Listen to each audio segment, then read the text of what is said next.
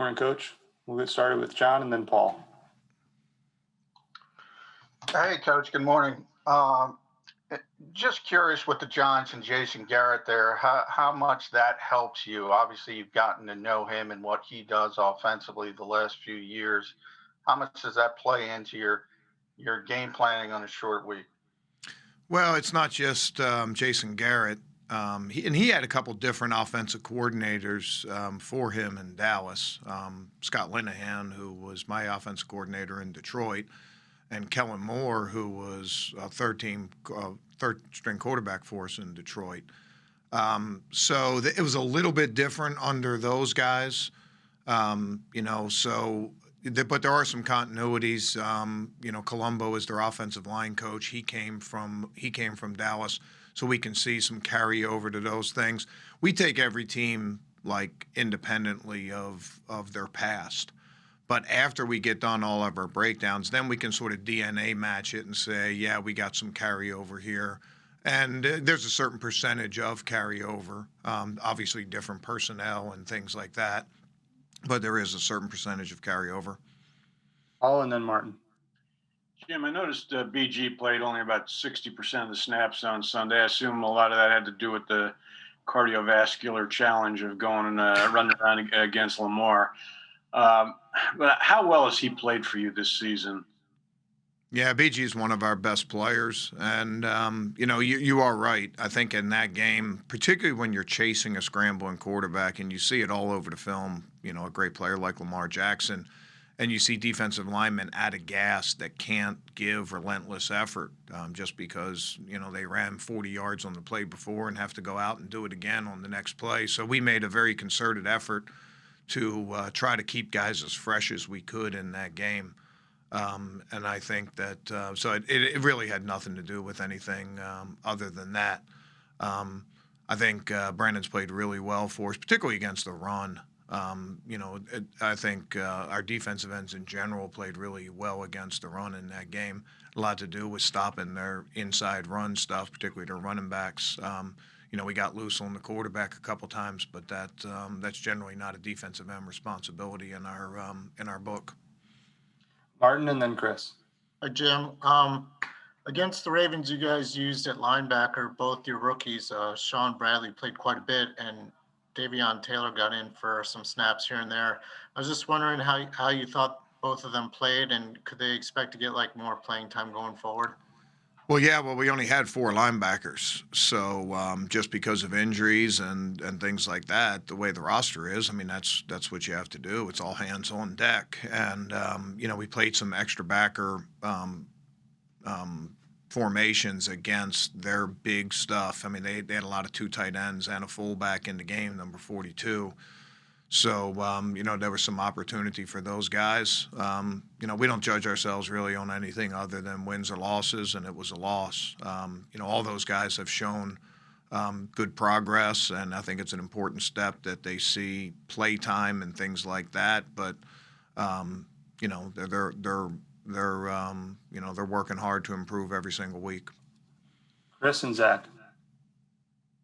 Hey, Jim. We did. I would say this: we did get to see Davion's speed on that one play, and that's really not his play. But he saw the quarterback pull the ball and chased, and Lamar Jackson's a tough guy to catch. So we did see Davion's speed on that one. Anyway, I'm sorry.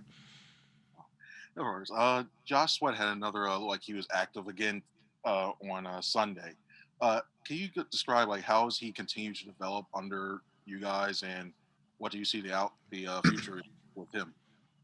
Yeah, and again, it's we've talked about this before. I think the biggest thing is just consistency and repeatable motion with a lot of his stuff. His aiming points in the run game. We're an attack team. We hit spots. The consistency of that, the footwork that goes into that.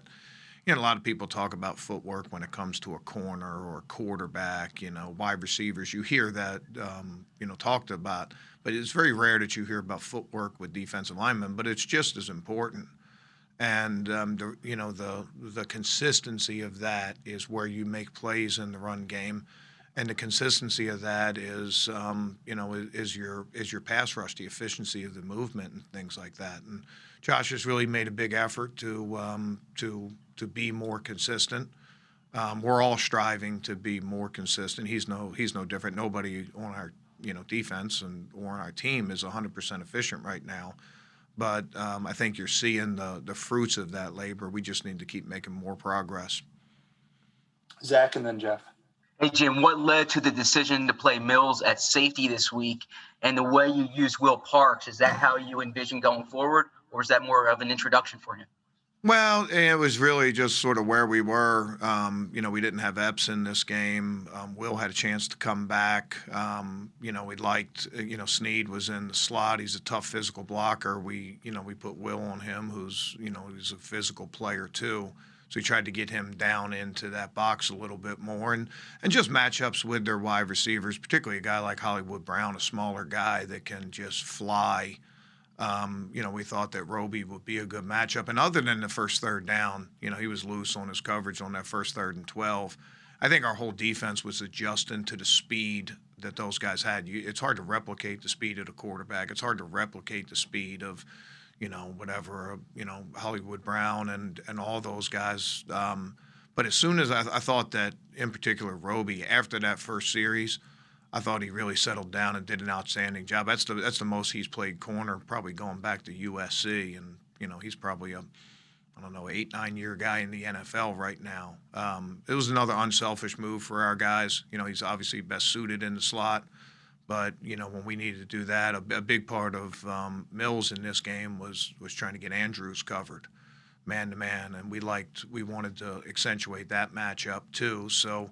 Our guys have a do whatever it takes mentality. It's going to be a little bit different on a weekly basis. Sometimes it's due to injury. Sometimes it's just due to matchup. Sometimes it's due to, responsibility in the game plan. But they're up for the challenge. Jeff and then Dave. Jim, last week, in relation to the personnel decisions that made at linebacker, you deferred to Howie and Doug in making those decisions. But clearly, they would have to involve you in decisions because of your scheme. And I'm wondering, for instance, what was your involvement in the decision to, release Casey Toohill? And, as an example of how, you would be involved. Yeah, nice try. I'm not touching personnel decisions. So they'd never confer with you or? No, I didn't say that. I said nice try.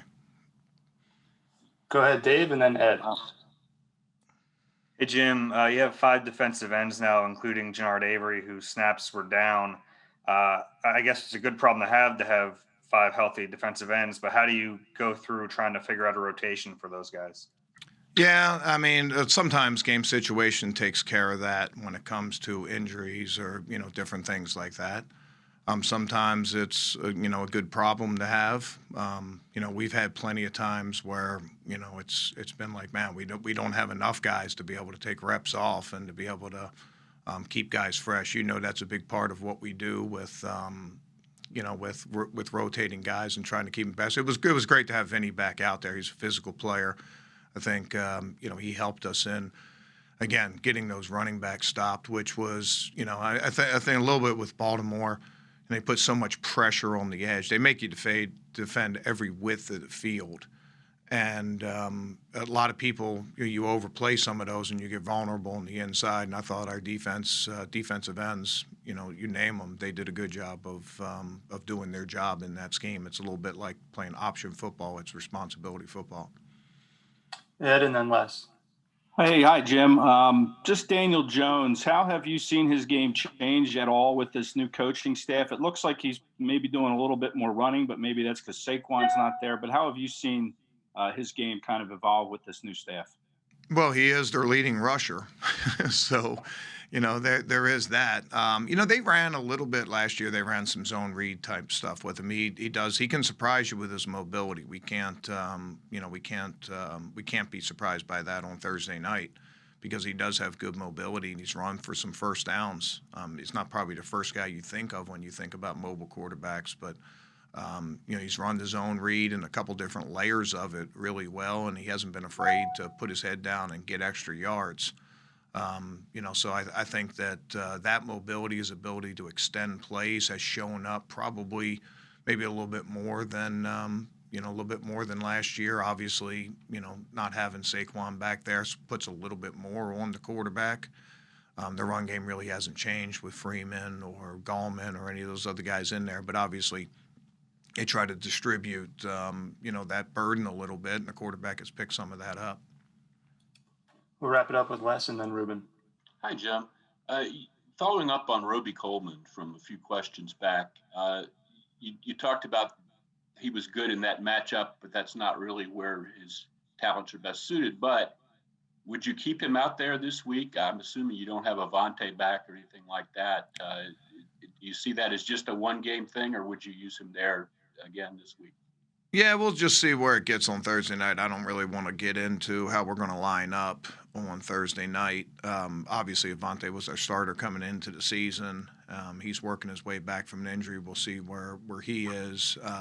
We have some different ways that we can go with it, depending on matchups and things like that. But we'll just see where we get to on Thursday night. Like I said, I was pleased with him. I thought Strap did a good job in that slot. Will stepped up and played some significant snaps for us and played physical down in there. You take no consolation in a loss, but I thought Rodney McLeod had an outstanding game again, and has taken another step to fill in some of those multi-dimensional holes that that were there when a guy like Malcolm left.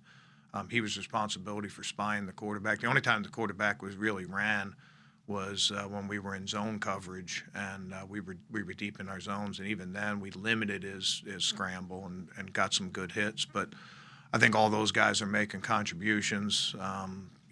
We have had some injuries there, not just at the corner position, but at the safety position, and just trying to work it through until we can get our guys healthy. And but that's life in the NFL. I mean, you start the season and you have one plan, and then on a weekly basis or a monthly basis or whatever basis, whether it's game plan, personnel matchup, or injury, you have to be able to be flexible and change. And I think that you see that from our secondary.